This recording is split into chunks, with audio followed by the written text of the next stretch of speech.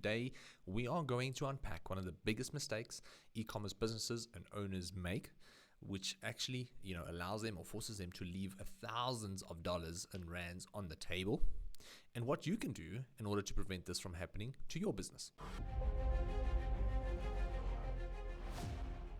Cool guys, so I'm going to try and keep this video as short and sweet as possible. There's a lot to unpack, and the main focus point for this video will be the checkout process. And the checkout process is a few logical steps that needs to happen in order for the visitor to become a customer of your business or your store. Now, for example, if you are the visitor on this e-commerce store, the first thing that needs to happen is you need to look at a specific product and you need to feel that you want to buy this product. Okay, check. The second thing that needs to happen is you need to add this product to your cart. Okay, check. Now, after adding that product to your cart, you have two options. You can continue shopping, usually, or you can go to your cart and initiate the checkout process. Check. Right, so let's say we've now gone to the cart and we've clicked the checkout button. That now means that we've initiated the checkout process. And in this process, there's a few steps that needs to happen. There's a few things that needs to happen in order for us to actually get our product. So the first thing is we need to provide our contact details. The second thing is we need to provide our shipping details. And then lastly, we need to provide our billing details. Now, the sad reality is that 70 to 80% of people never complete this process. As business owners who have our own stores, we tend to over-romanticize how many people actually complete this process, because we would look at the Shopify stats or our WooCommerce stats or Google Analytics, and we would see that, an X amount of people added a product to their cart and wanted to put in their details in order to receive the product. But yet 70 to 80% of them never completed that process. So we tend to get a bit of overly emotional about it. We're like, but why would you add a product to your cart? Why would you go through all this effort not to actually buy it? And the reality is 82% of people are emotional buyers, are emotional decision makers. And what that means is we perhaps standing in the queue at the bank, we're on our phones on Facebook. We look at an ad, we look at sneakers, the way it looks, the color looks beautiful, and ideally right there and then we make the emotional decision to actually buy this pair of sneakers. But as the process continues, we fill in our contact details, then we fill in our shipping details, then we realize there's extra shipping cost involved, and then we actually have to take out our credit cards and make a payment. And then we realize, oh shit, I don't have my credit card with me, or the person in front of, the bank calls you in front of the line and says it's your turn to come and solve your specific issue. You might have been sitting in front of the TV, browsing Facebook, saw an ad, and then, you clicked on a specific product, and before you knew it, it was time for dinner and you had to assemble the kids so that you guys can have a nice family evening together. These are all just random things that tend to happen. So we get interrupted, or we start to realize that we actually need to put in our credit card details. And we go, you know what? Now the buying process becomes a lot more logical than emotional. And we start to ask ourselves, do I really need this product? Is it really worth the cost? Can I actually afford this product, or am I just, wasting money? And that is one of the main reasons why so many people tend to drop off during this process. And this is what we call an abandoned cart. Now, the scary stat is that roughly in 2020, $18 billion got left in abandoned carts in the US. That's a lot of money that's being left on the table. And the problem is not a lot of businesses have systems and strategies in place in order to try and recollect as much of this money as possible. Most of us just rely on some default features that's given to us by the platforms that we use. So let me quickly explain. I've got a quick schematic here in front of me. So what we have here, for argument's sake, is our Shopify website.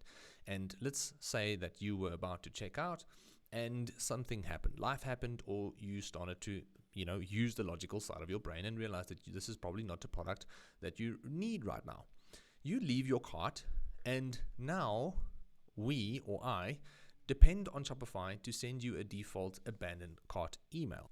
Now, most of us have probably seen some of these emails. You would find it, if you had to visit a company like Takealot, you would add something to your cart, and before you know it, a couple of hours later, you would receive an email saying, hey, you've left this in your cart.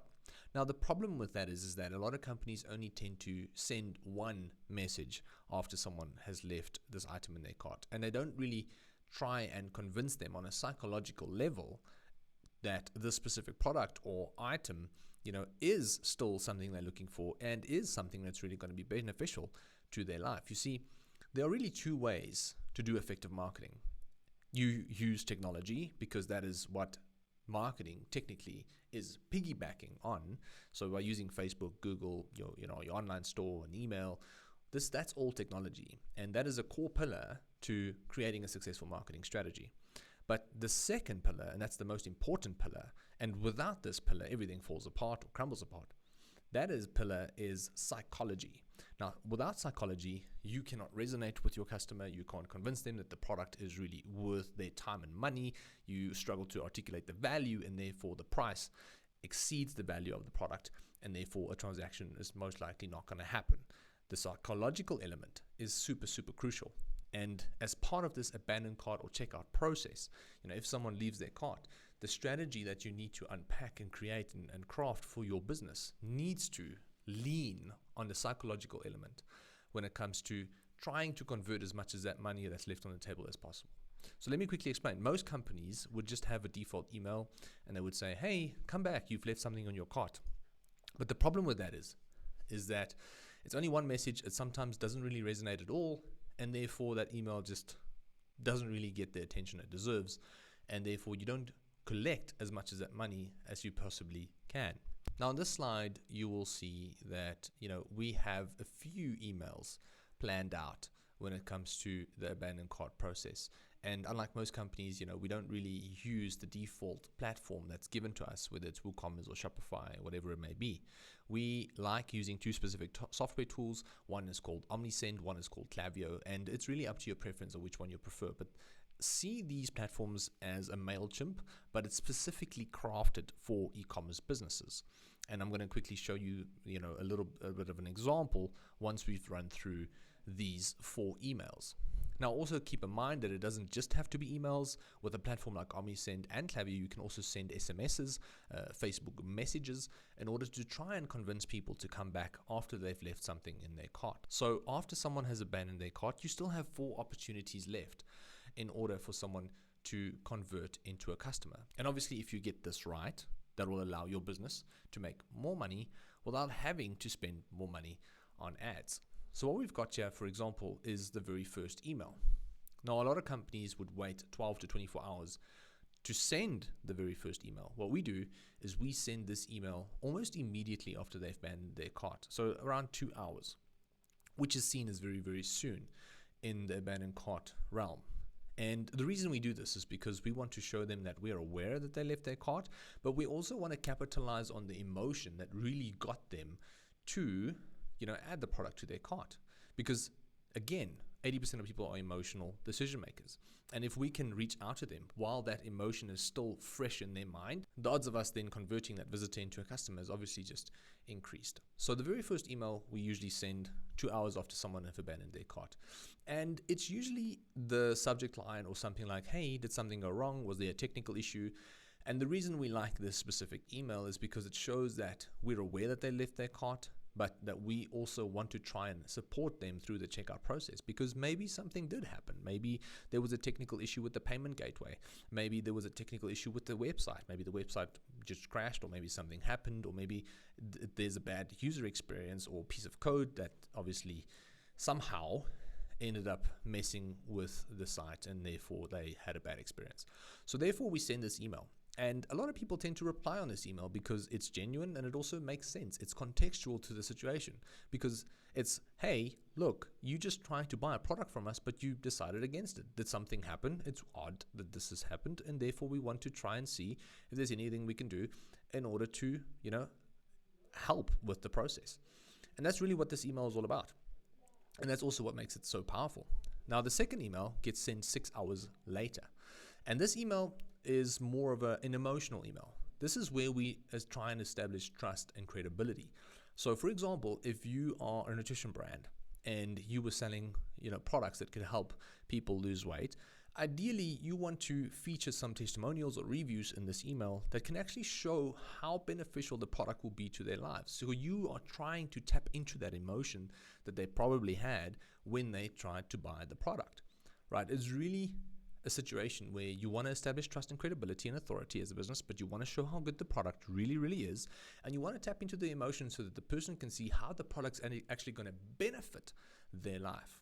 And that becomes a really, really powerful message. Now, if that doesn't help, and if you still need to, nudge someone in the right direction, the very next email that we send is within 24 hours.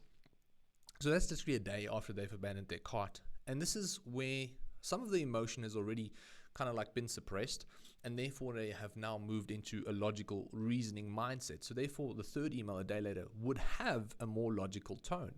And this is where we would, focus on the more logical reasoning of why you should be buying the product. So for example, again, let's use the sports nutrition brand as an example. If you were selling a whey protein, I remember when I was still in the retail side of it 5 or so years ago, the whey proteins were going for around 700 Rand. And that would allow you to gain or get 100 servings. So that technically means that for each serving, you're going to pay 7 Rand. So a logical approach would be, hey, listen, we know that 700 Rand could be a hefty upfront cost. However, did you know that there's 20 grams of protein in a serving, and you can also use this protein as a meal replacement? So therefore now you are paying 7 Rand a meal as opposed to, a 30, 40 or 50 Rand that a nutritious meal actually costs. I mean, where in the world are you going to find a nutritious, healthy meal that can help you build muscle and lose weight for 7 Rand? Probably not even possible.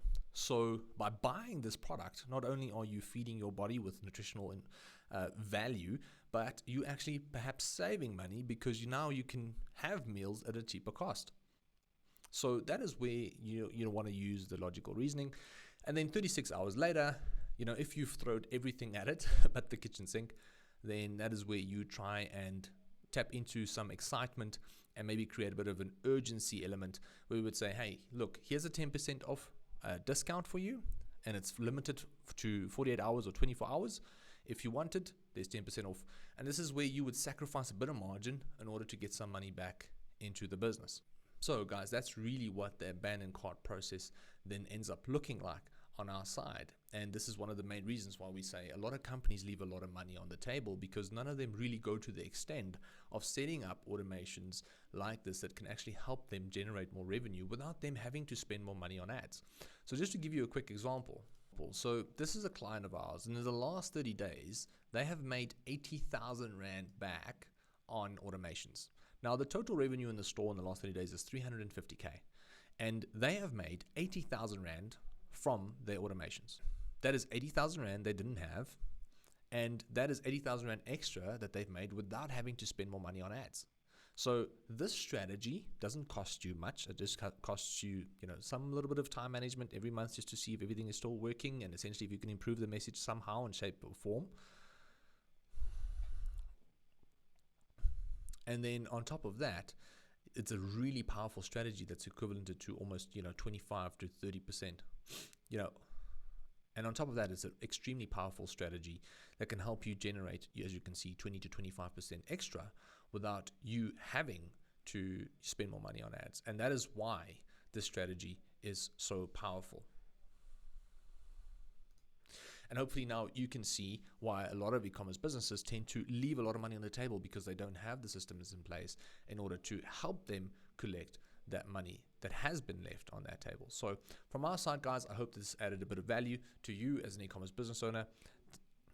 Please let us know in the comments, what you think. I would love to hear from you. All the best, and I'll see you guys in the next video.